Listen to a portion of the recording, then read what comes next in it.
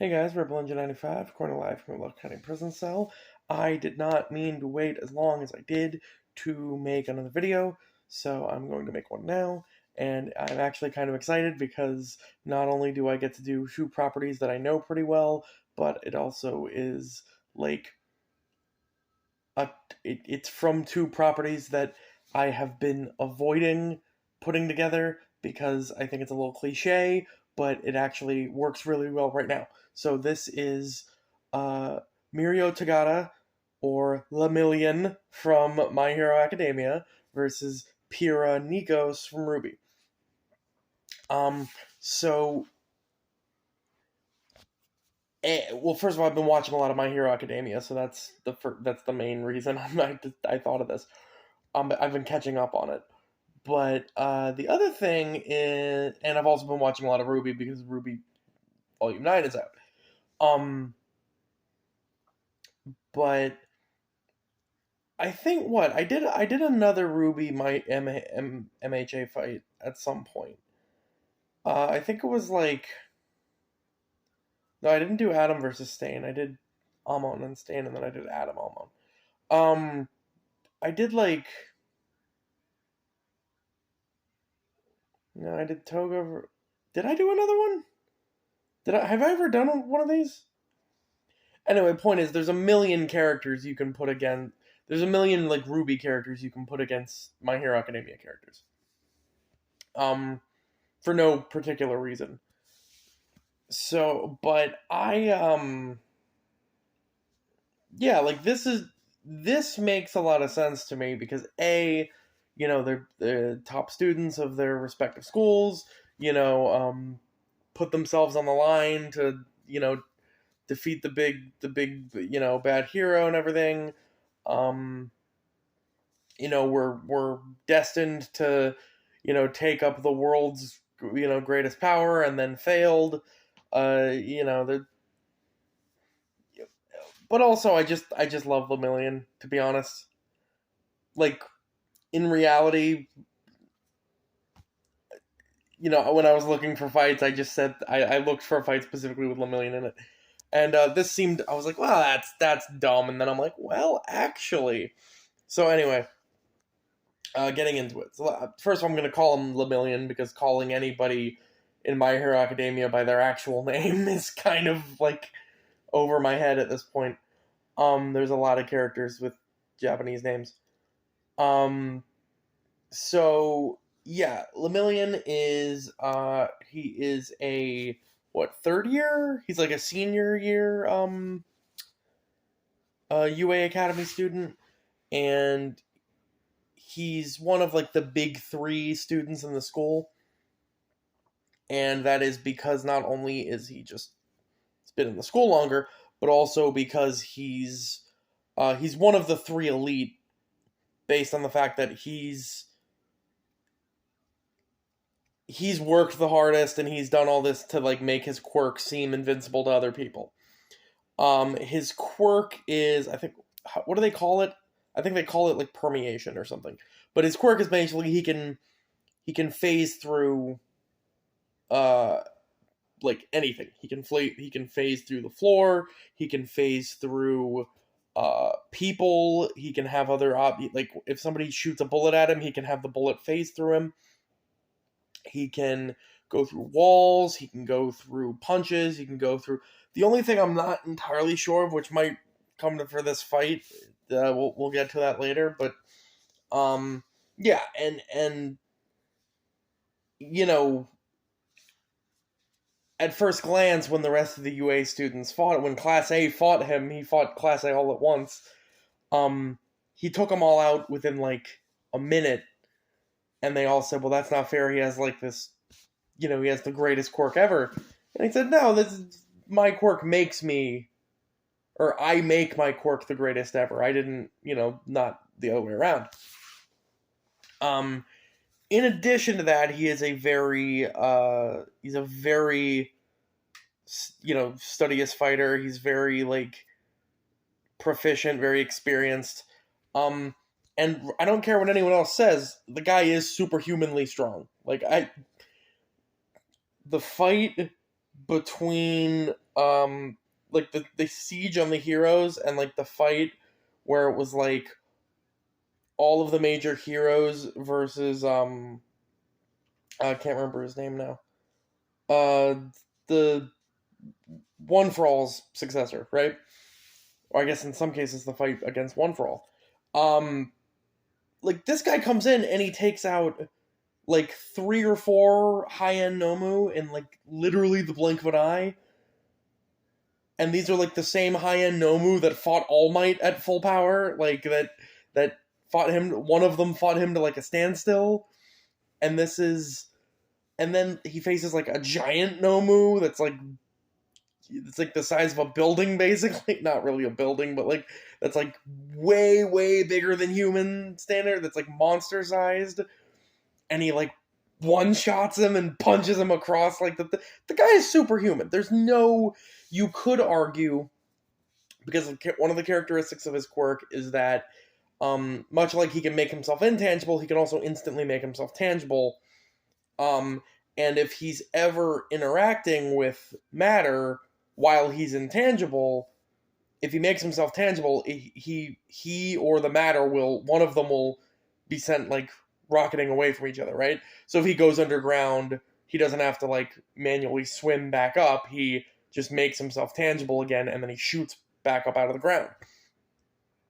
You could say that he's like punching them while intangible and then turning tangible like the last second as soon as he. But if that's the case, first of all, that doesn't make any sense, because if he's intangible, the punches wouldn't have any mass to them. But secondly, if that's the case, the guy essentially has access to like jet propulsion at the tip of his fucking hands, which makes him equally as strong as what I'm trying to explain here. So, yeah, I mean, it's there's no doubt in my mind that the guy's superhuman. The guy can essentially fly, right? Because again, he's he's coming out of nowhere, and he like in that during that whole fight, he's like jumping around in the air and shit, and it's like this guy is at the very least can jump superhumanly high, which again, unless you're saying he's propelling himself off the ground by like sinking into it, um either way, the guy's still able to do all this stuff, like I said. But yeah, he's also just one of my favorite characters, to be honest. He's become one of my favorite characters, and I, for no particular reason. Um, but anyway, moving on, we will go to Pyrrha Nikos here. Now, Pyrrha Nikos is, original. I think she was originally from what, Mistral or something, or Vale, or one of the two. I don't know. Anyway, she's not originally from Beacon, but she ended up going to Beacon School because she was, one of the top students. She won like a tournament 4 years in a row. She was, she was always like a prodigy fighter. Part of that, she even got the name Invincible Girl, I believe. Though I don't know if that was ever said in canon. I think that might have been in her like statue. But she ends up being probably the top student at Beacon Academy. She's not the leader of Team Juniper, but she is, one of the primary members of Team Juniper. And she, again, gives her life to fight Cinder in the Battle of Beacon. Now, one of the things that makes her, of course, she's of course incredibly talented. She's an incredibly skilled fighter. Her weapons are, very contributing to that. She has a what do they call? Crociomores is, I cannot remember Pyrrha's weapon's name. They have these like, because there's two of them. There's a shield and then a spear, right?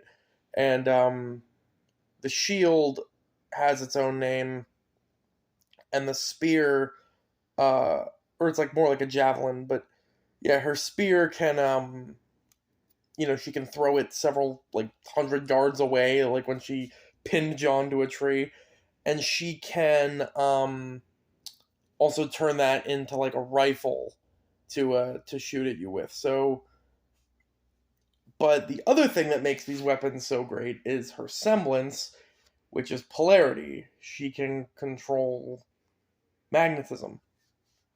So anything made of metal, she's capable of moving it around.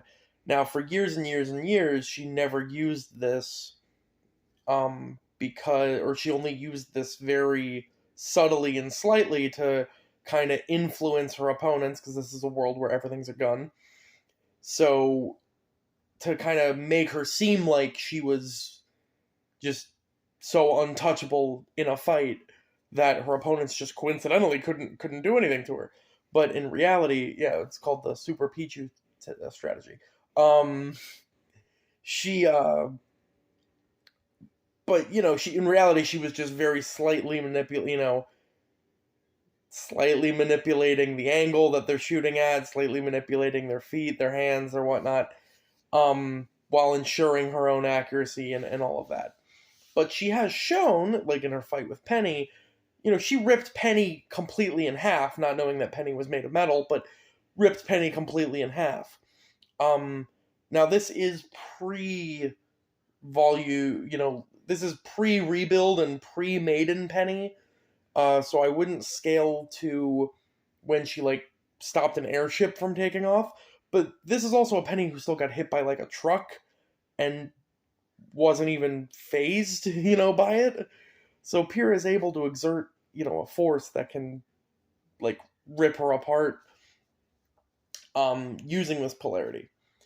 So that's incredibly impressive. And yeah, so getting into the fight here, and you see the similarities, right? Pyrrha was, supposed to get the maiden powers, but didn't, and then Togata was meant to get, he was originally meant to get all for one, but didn't. So, but they were still the top students in their schools and everything. Yeah, so getting into this fight here, it's not particularly interesting, but it is still. See, there's a dilemma anytime you put a RWBY character in a fight. You have to consider, does the fact that they have aura, because I may have forgotten to mention this, but Pyrrha also has aura, like every other RWBY character. That's why I forgot to mention it.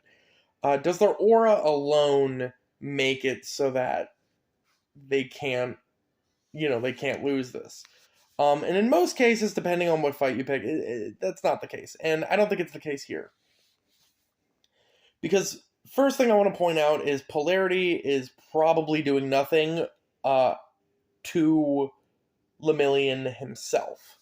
She can still manipulate her weapons. Like, if they get knocked out of her hand, she can still summon them back and all that. She can still, control. In the fight with Cinder, she ended up, basically moving her shield around. But it's not going to do anything to Lemillion, and even if his gloves or costume is made of metal, he can just phase out of them. Dude's fought naked plenty of times. What's going to stop him from doing this? So polarity is not going to do anything, like I said. So we're really looking at permeation versus aura here. Now, I don't know if he can permeate through her aura, because it's not, it is a solid thing, but it's kind of it's I don't think I don't know that he'd be able to do that. If he can, I don't think he would really know to, because aura's kind of an invisible force field, so we wouldn't really know it was there, to be honest. So, and Pyrrha's not going to be able to hit him if he goes intangible. Him going intangible gives him a lot of other advantages, like he can blind her by putting his hand in front of her face and putting it through her head and everything. He can go into the ground and pop back up, I pointed out, to sneak attack her. So he has a lot of variables with that. But then again, she also has fucking weapons on her. So what's the, it's not like he has an unfair advantage. The biggest drawback I'm seeing for Pyrrha here is that her aura is finite and tires her out when she uses a lot of it. Aura is capable of healing somebody, but it's not really capable of healing somebody immediately unless you focus on healing yourself with it, which does also use a lot of aura. Also, her semblance uses a lot of aura, or uses aura to some degree. So she's not just able to, spam magnets all the time. But with the exception of the fact that he can't see, hear, or breathe when he's permeating, Mirio can pretty much permeate as much as he wants. He can. There's no drawback to him doing it that I'm aware of. He can't keep falling into the ground, or he can't just stay intangible the whole time. But he has an incredible control over it, and the drawbacks, if he's using it instant to instant, are pretty much nothing. And like I pointed out, yeah, Aura is very strong, but Mirio is definitely superhuman to some degree. He is definitely has super strength. He does not have super strength, but he is super strong. There's no reason he should be able to do what he does. So, if he can be that strong, it's only a matter of time before Pyrrha's aura runs out, taking all the hits. In which case, he just wins. And yeah, she has guns and bullets and all that, but he's permeated in time to not get hit by bullets before. The only time he actually has been hit by a bullet or a projectile is when he intentionally did not go intangible to save the person behind him, which ended up costing him his quirk, which he later got back and all that. But this is so yeah, there's really nothing stopping Mirio from just never getting hit in this fight, other than maybe some strategizing by Pyrrha. But Pyrrha's probably not as familiar with his quirk as he would be with her semblance. So why? There's no reason that there's no reason that she should have any sort of intel on that, or be able to grasp that from fighting him. So yeah, I mean, these are two. This is close to a degree. It's just the fact that she really doesn't have. Pyrrha really doesn't have a convincing way to beat Mirio under the circumstance, except for just being better, which I don't think she necessarily is. It's not like the gap in skill is so much better, or the gap in how smart she is so much better that she can work around him being stronger and having a generally better defensive ability. So yeah, I think Lemillion says this, or wins this here. And it's not because I said Lemillion was my favorite character, because he's one of my favorite characters in My Hero Academia. I like Pyrrha too. I'm not against Pyrrha. But yeah, so that's my answer, and I think they gave a release date for Ant-Man versus I think they had already given a release date for Ant-Man versus Atom. So I'll unless I have time before then, I'll probably just get you guys whatever the next Death Battle episode is. But regardless, Rebel 95. See ya.